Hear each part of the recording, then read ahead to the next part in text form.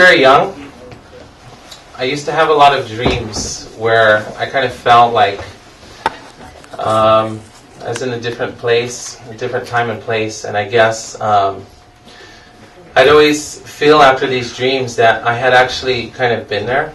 I don't know if any of you have felt like that in a dream before.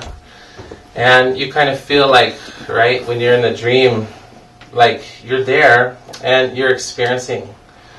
So I guess I had a lot of these dreams, and I would always kind of wonder if maybe I did experience that in another time or another place like that.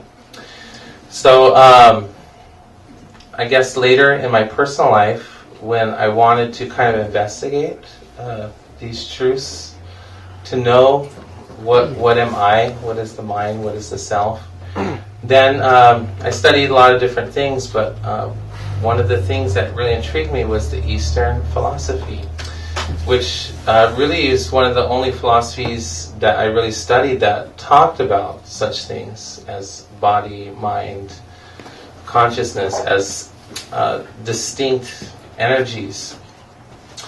So there is quite a philosophy about the truths of reincarnation, or the understanding that this body it's merely a vehicle for consciousness. So I guess going back when I was a child, I'm the same person, but I had a very different body. So we're all here, we're all at a certain point in our life, but we didn't always have the same body, right? We grew up, we had a child's body. So now we have this body, and the body's changing, it's getting older. And although this body has been changing so much, we still feel to be the same person. And you can even ask the mother of a child. The mother will see the child growing up. This is the same person. This is my son. This is my child. But the body's different. Everything in the body's different. It's changed. We have different makeup even in the body itself. So that's one of the things I found intriguing about this knowledge, Sanskrit knowledge, was that it discussed this point that really the body it's merely a vehicle. It's a vehicle, and it's a car. Like you have to maintain the car, right? Like you want to go somewhere, you got to put gas in the car, and the car needs maintenance. So it's a machine. So this body is our body, this self, this human vessel. It's a machine, and it works, right? It functions a certain way, and we have to take care of it like that. But here's the important point: is we can see ourselves as different than even the body. It's kind of a radical concept, but if you think about it for a minute, it's very rational, because really the body is just an instrument for who we are as in our deepest self, as desire. Really think about what we are. We're the observer, and we desire things, and we observe the world, and we want to interact in the world in a certain way. So the body is definitely the medium by which we interact. So this is kind of a profound philosophy, and therefore, we call it Krishna Lounge, the community for spiritual revolution, because we want to bring that this knowledge to the forefront. This knowledge basically is that we have to try to understand what we truly are, and what we are not. So we gave the example of the car. You're cruising down the street, and somebody sees the car, and then they say, "Okay, there's my friend." That's what his car looks like. So when they say that's my friend, they're not talking about the car. They're talking about the person, right? So similarly, we have to also, in order to become have a spiritual vision, or to have a revolution, then we ourselves have to see in that context. So what does this really mean practically, this knowledge? We have to see that there is one thing which connects us all and all living beings. And it is that thing which dwells in the body, which is not the body, and it's consciousness. So there's a living body and there's a dead body. So there's two different states that we can exist in.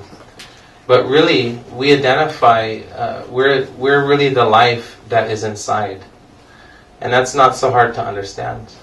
When somebody passed away, then we say, they're gone, They've gone somewhere. So we have to understand that's what we are, is the life force, it's the essence. And when we actually can see on that platform, then we can actually begin to look at each other and recognize what we really are, our deep connection to each other. And if we don't have that vision, then we will see ourselves based on what this body is, what it looks like, and what it does. So other people do things and their bodies look a certain way.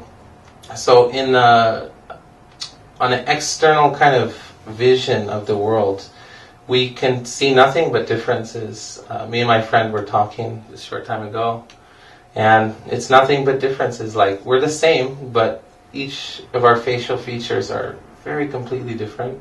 We're talking about the fingertips, the fingerprints. So each person has so there's this mass array of variety. And if you look from an external point of view, you will only see differences. But if you look from a spiritual perspective, then you can see the sameness within everything. And that sameness which connects us all, it's the life that's within us and that's within everything else. That life force is not made anything material, because that's why we have a dead, like if you pick up a dead leaf, like you cannot make it come back to life. You cannot put chemicals. Because we have to understand it's not the chemicals combined which make the life, but because the life's there, then the body appears to be living. So I kind of wanted to share this knowledge. It's very important. Me personally, it helps answer a lot of questions about like what exactly is the self. And there's many people, I guess I can leave on this note, that for those who are curious about a scientific kind of approach to this, there's a doctor, his name is Ian Stevenson, and he did a lot of scientific research on reincarnation, and it's at the University of Virginia, and he wrote several books. But Dr. Ian Stevenson, he describes a lot of the scientific cases regarding this investigation, that can we live many times? Have we lived before? Will we live in the future?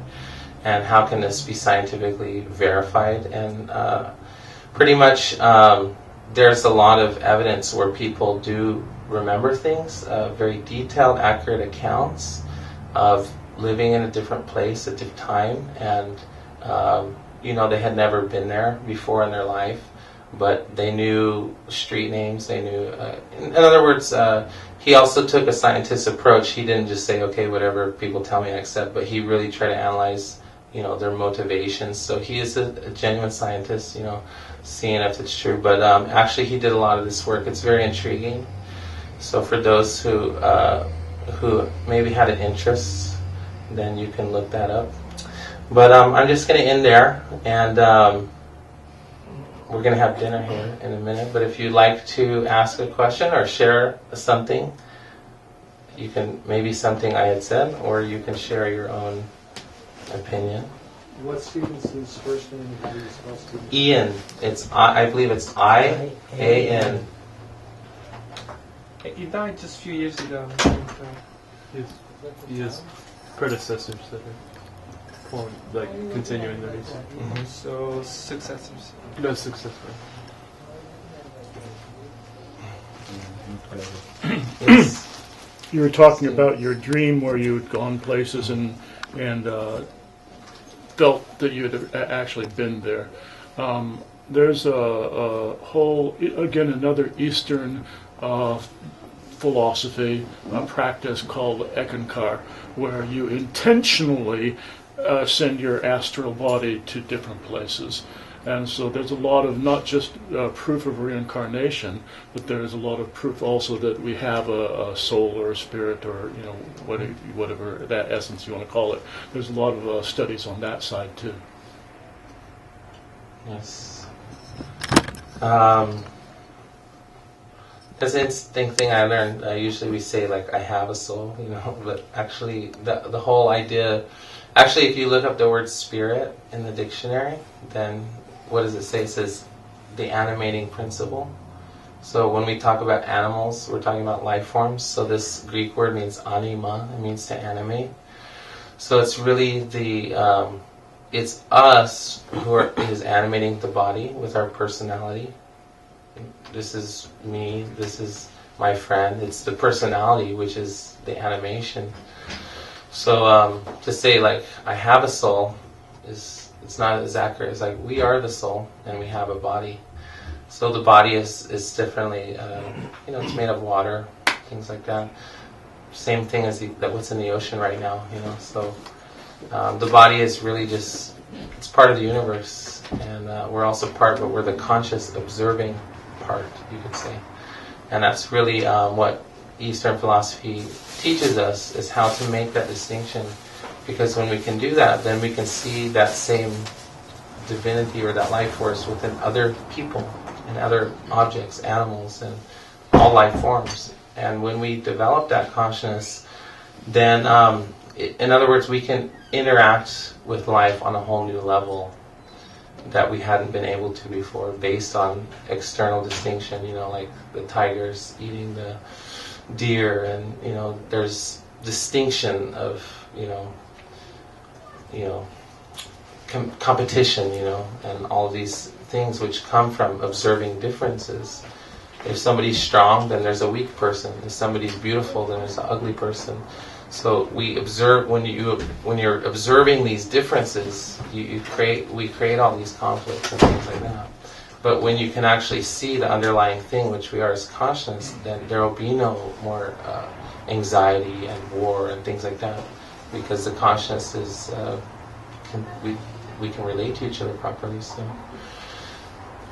okay, anything else? Yeah. It sounds to me like the same principle as Kabbalah, which is we believe in reincarnation, but it's your soul that will keep returning until you get it. And each time you come back, the idea is to go higher, to be more and more enlightened each time. And once you get it, then there'll be no coming back. And then you transition to another plane, another level. Many of the ancient cultures have this idea. And it's not uncommon, actually. Just in the West, we tend, because we have a different predominating philosophy in the West.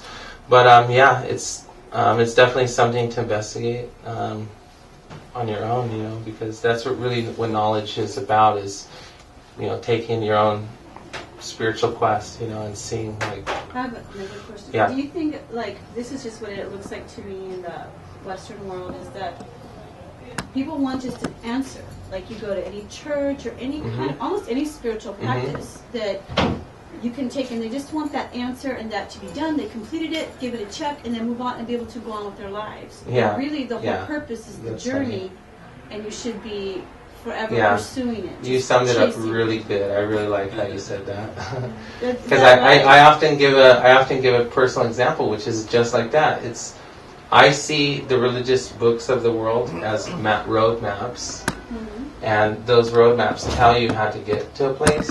But the problem with today is what you're saying is they hold the road map and they say, I'm there, right? Yeah. So the road map's only as good as you actually apply it on a journey that you yourself take. Right. So that's exactly how I see. I completely agree with you personally, 100%. We have to know how to get there, and when you do get there, then you don't see all the differences, and that's the proof that you're not saying, okay, here's a Christian person, here's a Hindu person, here's, we make all these differences, but you see the life force and, the essential needs of the self, which is love, to be loved, knowledge, prosperity, all the things that, each soul, each of us want. We're able to recognize that, and they say a yogi is one who can connect with people based upon his own personal experience of happiness and distress. So he has personal experience of happiness, stress, and he can recognize that in others, and he can empathize with them. So in other words, you can have a higher fulfilling existence by connecting with other people. Yeah, having deeper qualities. So yeah, that's a good point. And that's really the essence of spiritual revolution, is not war, but actually to create peace within, and hopefully that will spread. So thank you very much. I like Thank you. the comments. You got me going. So. If there's anything else, if not, then we're gonna have dinner. Actually, I had a personal experience. Mm-hmm. The day after my grandfather died, this bird kept flying into our garage, and it was like a big pigeon with tons of colors on it, and it would let us feed it and pet it, and it only came for 2 days, and then it just never came again. And so I don't know, I just kind of is that my grandpa? It probably wasn't, but it's just strange. You never know. Yeah. Actually, there's a lot of stories like that, and we can only speculate about, actual incidences in our life, and I don't know, but I guess the most important thing is that we understand the principle of how things are working, and basically, our body has changed. So we each one of us have a personal experience of, we were in a child's body, and now that body's different, and here I am. I'm the same person, but the physical body is different. So and it's an interesting something to really study. I mean, I've studied it for 8 years, and just keeps getting more and more interesting. So I tried to spread that and share that. So all right, thank you for your attention. We